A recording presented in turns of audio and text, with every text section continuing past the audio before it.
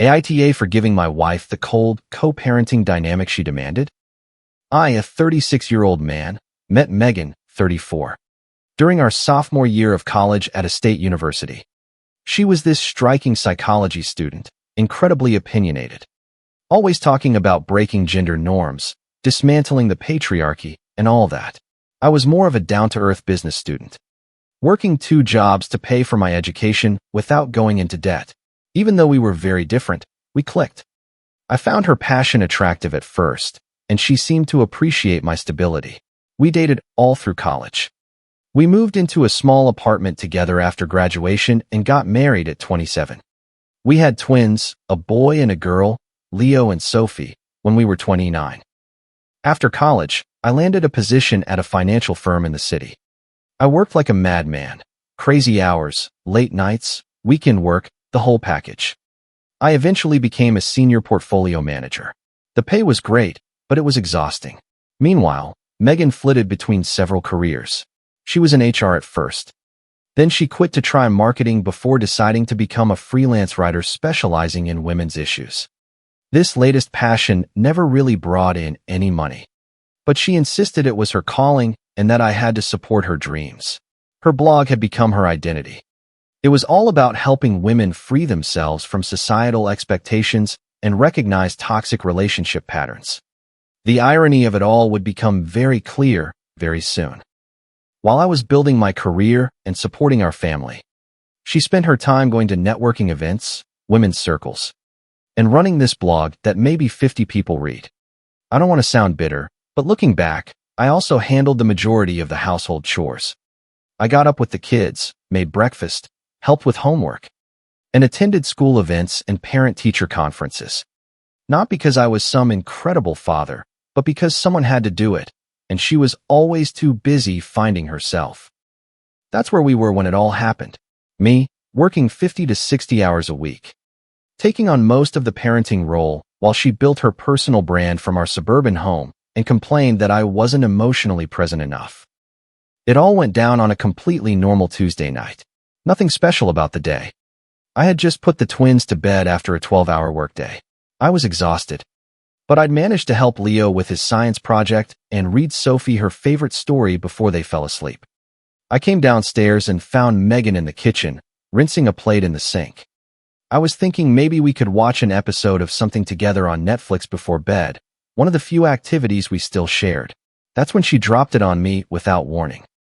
"You're nothing more than a co-parent to me, Jack. Not my real partner." It was a punch to the gut. You know that feeling when all the air gets knocked out of your body at once? This was worse, much worse. Her voice was so calm, as if she were telling me we needed to buy more dish soap. Not like she was throwing away 10 years of marriage in a single sentence. I just stood there like an idiot, staring at the back of her head. She didn't even turn around, just kept washing that damn plate as if nothing had happened. "So that's how you see me," I managed to say. My voice sounded strange, as if it belonged to someone else. She literally shrugged and replied, "I think we both know this hasn't been a real marriage for a long time. You don't challenge me intellectually. You don't really understand what I need as a woman in today's world." The worst part wasn't even what she said, it was how she said it. No emotion, no regret, nothing. As if I were just some random guy she had to deal with because we had kids together. Not the man who had spent a decade supporting her through 3 career changes, who had paid for her spiritual retreats to find herself, who kept the house running while she worked on a blog that never made a dollar. "I want a partner who can match my energy and understand my journey," she continued, finally turning to face me. "Someone who stimulates me and appreciates my growth. I've evolved so much in the last few years. And you're still, well, you're still the same." The same? I had gone from a junior analyst to a senior portfolio manager. I had learned how to be a father. I had supported her through every whim, every project, every new idea. But apparently, that didn't count as growth. "I'm not saying we should get a divorce," she added, seeing my expression. "The kids need stability. We can still co-parent effectively. I just think we need to be honest about what this relationship really is." As if telling me I was nothing more than a glorified babysitter and an ATM was an act of kindness. I didn't explode. I didn't cry. I didn't beg. I just nodded and said, I see. Then I walked out of the kitchen. I heard her call after me. Jack, aren't we going to talk about this? But what was there to discuss? She had been perfectly clear. That night, I couldn't sleep. I just lay there staring at the ceiling, replaying the last few years in my head. When did this happen? When did I become nothing to her? The signs were all there. I was just too stupid, too busy, or too in denial to see them. The way her face used to light up when I walked into a room, gone. The spontaneous texts with stupid jokes or songs that made her think of me, gone. The touches, the real kisses, not just the perfunctory peck on the cheek, gone. When was the last time she had asked a real question about my day and actually listened? Not the mechanical, how was your day, people say out of habit? When was the last time she had done something nice for me just because she wanted to? When was the last time she had defended me when her friends criticized their husbands, lumping me in with them? I started to realize how much time she spent on her phone when she was with me, always scrolling through Instagram, sharing posts about outgrowing people and the courage to be authentic, always tagging her posts with things like know your worth and never stop growing. Meanwhile, I was the one getting up when the kids had nightmares, packing their lunches, taking them to soccer practice, and helping them with math homework, all while working more than 50 hours a week. Her smiles, her real energy, her enthusiasm, all of that was reserved for other people now. Her progressive friends who told her she deserved better. Her life coach who charged her $200 an hour to tell her she was settling. The women in her online communities who validated her every selfish thought. Absolutely everyone but me. I kept telling myself she was just stressed, tired, and busy with life. I made excuses for her because I couldn't face the truth, but now I couldn't ignore it anymore. She hadn't fallen out of love with me overnight. She had been showing me for years that I was just a convenience to her. I just didn't want to see it. The worst realization hit me around 3 in the morning. I had spent years trying to make her happy, working harder, helping more, supporting her dreams, while she constantly moved the goalposts, finding new reasons why I was never good enough. No matter what I did, it would never be enough because, in her mind, I had already ceased to be enough. It wasn't about my actions, it was about her perception. And that's when I decided to stop trying. The next morning, I got up before her, as usual. I made breakfast for Sophie and Leo, packed their lunches, and did the whole dad routine. When Megan came downstairs in her silk robe, the one I'd bought her for our anniversary, I said nothing. Not a word about her night, not a comment on the weather, nothing. She noticed. She kept glancing at me as if she were waiting for something.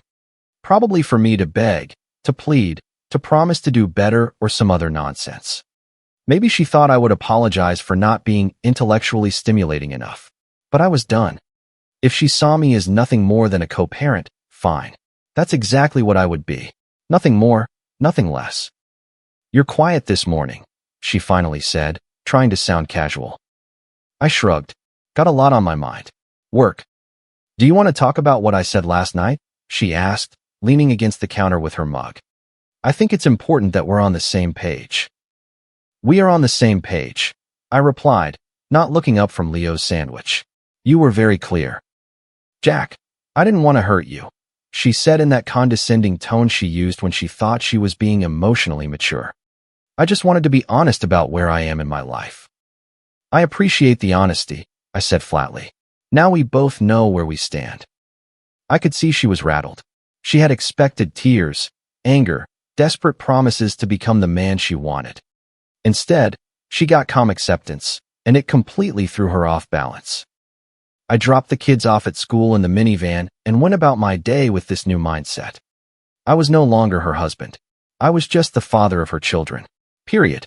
No more favors. No more listening to her complain about her hard day of rearranging the living room furniture or writing a new article for her blog. That evening, when she got home from her women's empowerment meeting, which I later learned was just a group of women complaining about their husbands, I was helping the kids with their homework. She walked in, threw her designer bag on a chair I had paid for, and waited as if expecting me to ask how her meeting went. I simply stood up, told the kids I'd be in my home office if they needed anything, and left. The look on her face was priceless. In my office, I opened my computer and created a new document. Title: Exit Strategy. Then I made a list of everything I needed to do to protect myself and the kids. First item: call a family law attorney. This became our new routine. No more small talk, no more texts during the day, no more little thoughtful gestures. Dinner was for the kids. I talked with them, I laughed with them, but not with her. If she spoke to me directly, I would answer politely but briefly. How was your day? Fine.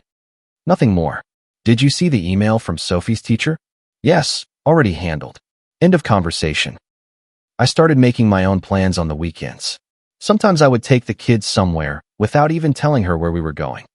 She would text asking where we were, and I would wait an hour before replying. Out with the kids. We'll be back later. I also started taking care of myself. Megan had made comments over the years about how I had let myself go since the kids were born, even though I was the one getting up at 5 a.m. to work before they woke up, the one making breakfast, the one keeping the house running. But she was right about one thing. I had neglected myself. So, I started going to the gym during my lunch breaks. I started eating better again. I got a new haircut. I bought clothes that actually fit me well. I lost about 30 pounds in a few months and put on some muscle. Nothing spectacular, just taking care of myself. For me, not to impress her.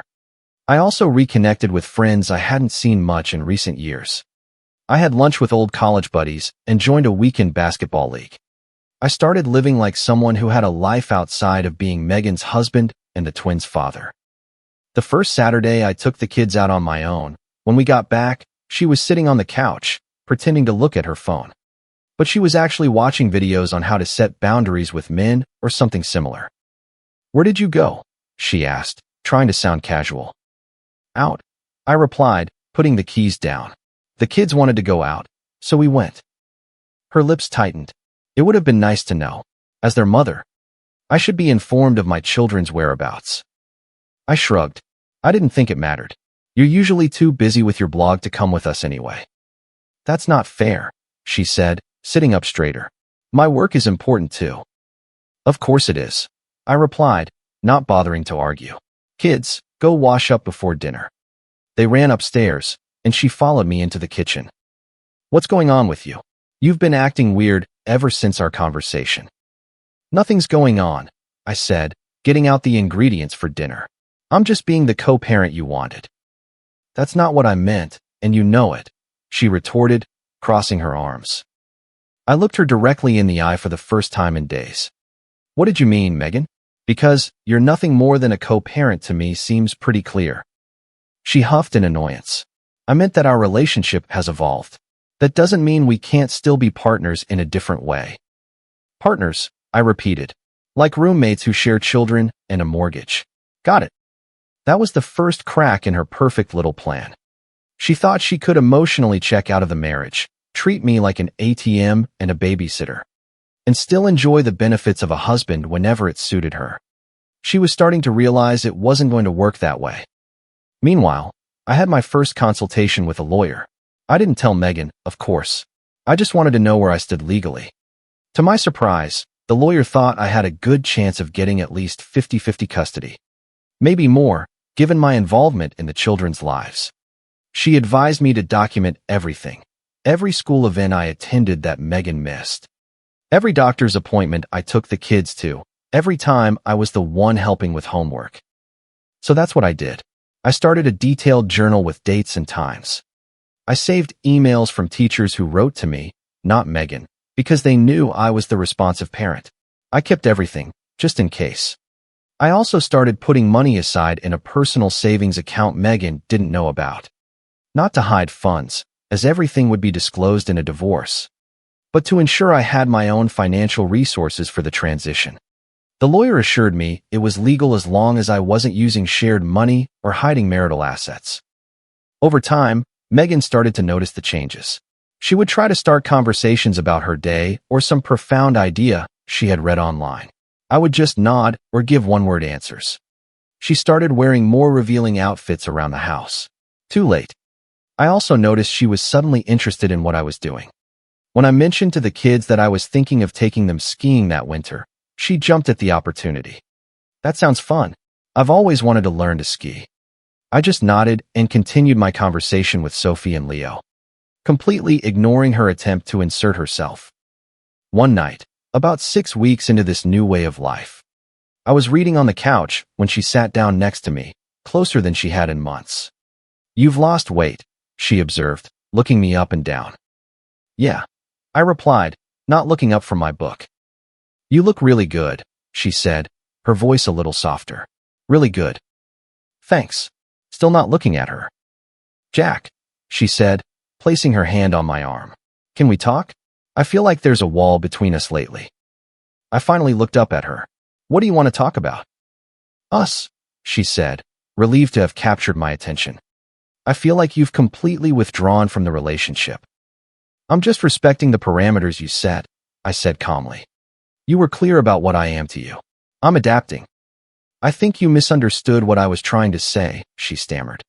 "I never said I don't care about you, or that I don't value our relationship." I closed my book. What was I supposed to understand then? When you told me I was nothing more than a co-parent to you, how else am I supposed to interpret that? She hesitated. I was trying to be honest about feeling disconnected. I didn't mean it had to stay that way forever. "Well, I've had time to think about it, and I've realized you were right," I said, standing up. "We're just co-parents, and that's all we need to be for the twins' sake." I left her sitting there. For the first time, she was the one watching me walk away. Then one night, she came home all irritated after seeing a friend's Instagram post about a romantic vacation. I was in the living room reading, looking better than I had in years. And she just stood there as if waiting for me to notice her. "You've been acting weird for weeks," she finally said. I looked up from my book. "Weird how?" "I don't know. Just different. Distant. It's like you're not even trying to make our relationship work anymore." I closed my book. "I thought this is what you wanted." She blinked as if I had just slapped her. "What?" "You said we're just co-parents," I reminded her in a neutral voice. "So that's what I'm doing. I'm co-parenting. Everything else is irrelevant." "No, that's not what your empowerment group always preaches. Be authentic." She stared at me, opened her mouth to reply, then closed it. That told me everything I needed to know. She hadn't expected this. She thought I would chase after her, beg for her attention, and try again and again to win her back, while she continued to walk all over me. Instead, I had given her exactly what she asked for. And now she was the one who didn't know how to handle it. "That's not what I wanted," she finally said, her voice low. "I wanted us to work on our relationship, not give up on it." "Funny way of showing it," I replied. "Telling someone they're nothing more than a co-parent doesn't exactly encourage emotional investment." "I was frustrated," she said, sitting down across from me. "I felt like you weren't listening to me when I said I was feeling unfulfilled." "And now I hear you loud and clear," I said. "Message received." She looked at me for a long time. "So that's it? After 10 years of marriage, you're just giving up?" The irony was so thick I almost laughed. I learned from the best. After that night, things changed even more. She started watching me, listening more attentively, trying to figure out what was happening. She would hesitate before speaking, as if choosing her words. She was waiting for me to crack, to break this new routine, but I didn't. She started seeking my attention in small ways, asking if I wanted anything from the grocery store, mentioning shows we used to watch together, becoming more direct, and wearing lingerie that had been collecting dust for months, dropping phrases about the importance of masculine energy in a home. A complete 180 from her usual "men are the problem" rhetoric. I also noticed she was no longer posting her passive-aggressive quotes about outgrown relationships and self-worth. Amazing, isn't it? One evening, after putting the kids to bed, she cornered me in the kitchen while I was cleaning up. "You really don't care, do you?" "About what?" I asked, putting the last plate away. She exhaled loudly, frustrated. "About any of this. About us." I looked at her and shrugged. "There is no us." Her jaw tightened. "So that's it. You're just okay with things staying like this?" I dried my hands and looked her straight in the eye. "No, but I've accepted the situation. You were clear about how you see me. I'm doing the same." "That's not what I meant when I said that," she protested. I almost laughed. "Oh, no. You've spent the last few years treating me like I'm nothing but a wallet, and an occasional babysitter. You and your friends spend all your time talking about how men are useless, while I'm the one actually holding this family together. So congratulations. You convinced me. We're just co-parents, and that's all we'll ever be.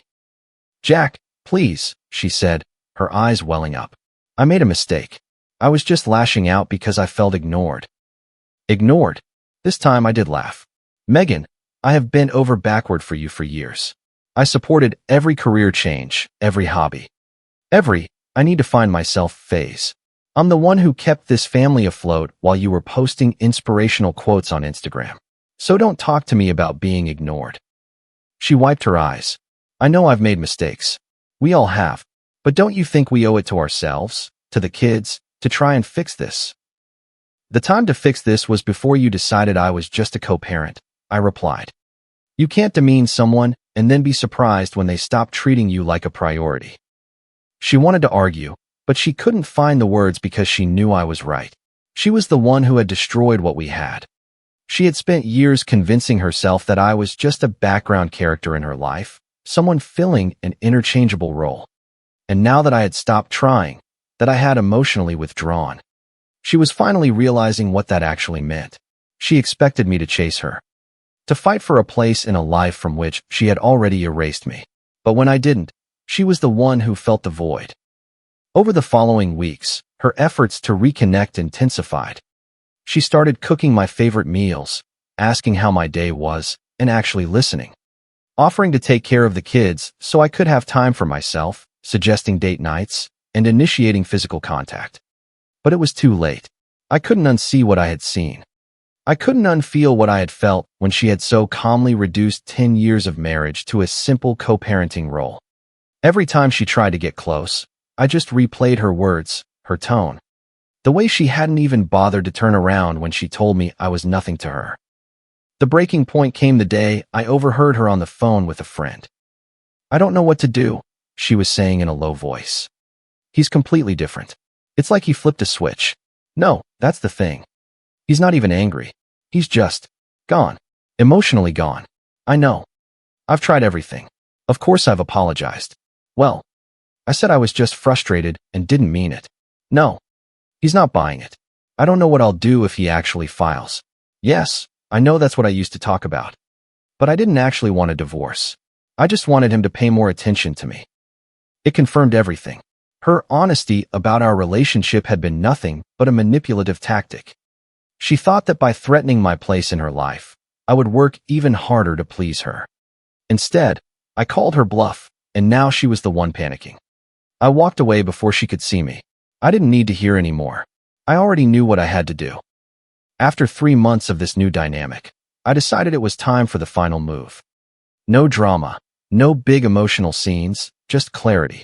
An absolute mic drop.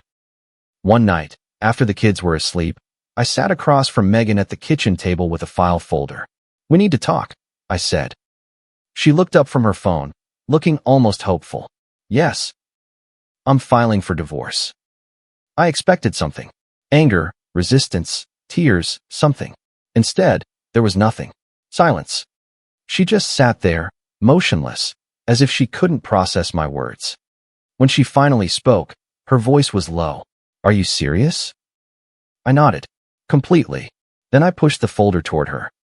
What's this? She asked, opening it. A copy of the divorce petition my lawyer is filing tomorrow, and a few other things you should know are inside. It wasn't just the legal documents. There were also statements from our accounts. While she was finding herself, I was quietly preparing. I had transferred 75% of my recent bonuses into accounts she didn't know existed. I had documented every time she chose her self-care over the kids. I had records of every time I was at school events while she was at her retreats. And most importantly, there was a letter from my lawyer explaining that, given my income and the custody arrangement I was proposing, me as the primary physical custodian, she would likely be the one paying me child support, not the other way around. Her face went pale. You can't be serious. The courts always favor the mother. Not when the mother has been practically absent, I replied calmly. I've been documenting everything for months. The teachers know me. Not you. I'm the one who takes them to the doctor. I'm the one who does the homework. You're too busy with your blog and your inner journey to be a truly involved parent. I pulled out my phone and showed her my calendar, where I had meticulously noted every school event, doctor's appointment, and parent-teacher conference for the past 6 months, with an indication of who was present. The judge is going to look at this and see who is actually raising these kids, I said. And it's not you. But I need time to get myself together, she stammered. You know my blog is about to take off.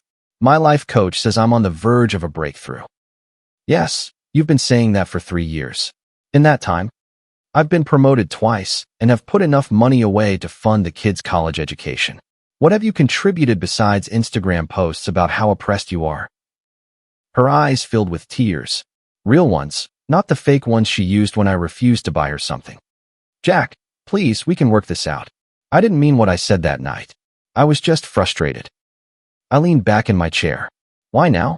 Because you finally realize you might lose your meal ticket? It's not about the money, she protested. I love you. I've always loved you. I almost laughed. You haven't looked at me with anything but contempt for years, until I stopped caring. And now, suddenly, you love me. Jack, think of the children, she begged. They need parents who respect each other, I corrected her. And you've made it clear you don't respect me. You said I was just a co-parent. So that's what we'll be. Separate co-parents. I'll fight this, she said, her voice shifting from pleading to threatening. I'll get a lawyer. I'll say you've been planning this for months, that you've been hiding money. Go ahead, I cut her off. Everything I've done is legal. I consulted 3 different lawyers to make sure. And by the way, that threat you just made? I recorded it. I tapped my phone sitting on the table. This is a one-party consent state. Threatening to make false claims in a divorce proceeding doesn't look good in court. Her face fell. She knew she had lost. The next few days were pathetic. She tried everything. Crying, begging, playing the perfect wife, cooking dinner, asking about my day, and trying to get me back into our bed. I had been in the guest room for weeks. She even went so far as to tell her feminist friends to get lost when they started their usual session of complaining about men. One of them even called me to ask if I had done something to her, because Megan had suddenly and aggressively defended me. The final blow came when I took the kids to meet the real estate agent about selling the house. Megan was not invited to the meeting. When she found out, she completely lost it. You can't sell our house without me, she screamed. Actually, I can, I replied calmly. Look at the deed. It's in my name. Your credit was too bad to be on the mortgage. Remember? Because of all those credit cards you maxed out in the name of self-care. I showed her the deed. Her name was not on it. We had talked about adding it later, once her credit improved. But she had never bothered to get her finances in order. She collapsed onto the couch, sobbing. What am I supposed to do? Where am I going to go? I shrugged. That's not my problem anymore. We're just co-parents, remember? And barely that, given how little parenting you actually do. A week later, she came to my office downtown. She begged me to reconsider, told me she would do anything. Couples therapy, quit her blog, get a real job, whatever I wanted. It's too late, I told her. You decided years ago that I wasn't worth loving. You just didn't expect me to eventually agree with you. The divorce was quick. Megan didn't contest anything. She couldn't afford a lawyer to compete with mine, and she knew the evidence was not in her favor. The judge awarded me primary physical custody, with Megan getting every other weekend and 1 dinner a week. The look on her face when the judge announced the decision was unforgettable, pure shock. She had been convinced that simply being a mother guaranteed custody, regardless of her actual involvement. Reality hit her like a ton of bricks. The house sold for more than expected. With my share, I bought a nicer place, closer to the kids' school. 3 bedrooms, a big backyard, a real office for when I need to work from home. Megan ended up in a small 1-bedroom apartment on the other side of town. She had to get a real job for the first time in years. An entry-level administrative position that barely covered her rent. Her blog remained a hobby that no one read.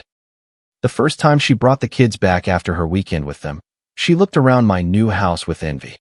It was everything she had ever wanted, an open floor plan, a modern kitchen, the whole package. But it was no longer hers. The kids seem to love it here, she said, trying to sound neutral. They do, I confirmed. They each have their own room, and there's a park right down the street. She nodded uncomfortably. Listen, Jack, I've been thinking a lot about everything. I made a huge mistake. The biggest of my life. I took you for granted, and I'm paying the price for it every day. I looked at her. Yes, you are. Is there any chance at all, that we could try again? For the kids? For us? Her eyes were pleading. I shook my head. There is no us, Megan. Remember? We're just co-parents. And that's all we'll ever be. The words hit her exactly as they had hit me months earlier. I watched the hope drain from her eyes, replaced by the painful realization that she had brought all of this on herself. I'll pick them up Wednesday for dinner, she finally said, her voice hollow. 6 p.m., I confirmed. Don't be late. I closed the door and went back to my children. My life. A life that was finally mine again. Update. It's been 2 years since the divorce. I'm in a good place. The kids are doing great. They're 11 now, excelling in school and active in sports. I'm dating a pediatric nurse I met at one of Leo's checkups. She's everything Megan wasn't. Present, caring, genuinely invested in me and the kids. Megan, from what I hear, had to move into an even smaller apartment. Her blog finally died a quiet death. Her feminist friends abandoned her when she could no longer afford the brunches and workshops. She sometimes calls me, often after a bad date or a tough day, crying that she made the biggest mistake of her life. And I simply reply, I know, but we're just co-parents now. Nothing more. The kids still see her every other weekend, but even they notice the difference. Mom is always on her phone when we're at her place, Sophie told me once. Not like here, where we actually do things together. And that's the real victory. Not the house, not the money, not even watching Megan face the consequences of her choices. The real victory is that my children see and appreciate a parent who is truly present. Edit. This post blew up. Thanks for the awards and support, everyone. To answer the most common questions, yes, all of this is legal. Consult a good lawyer and document everything. No, I don't feel bad for her. She made her choices. Yes, the kids are doing great.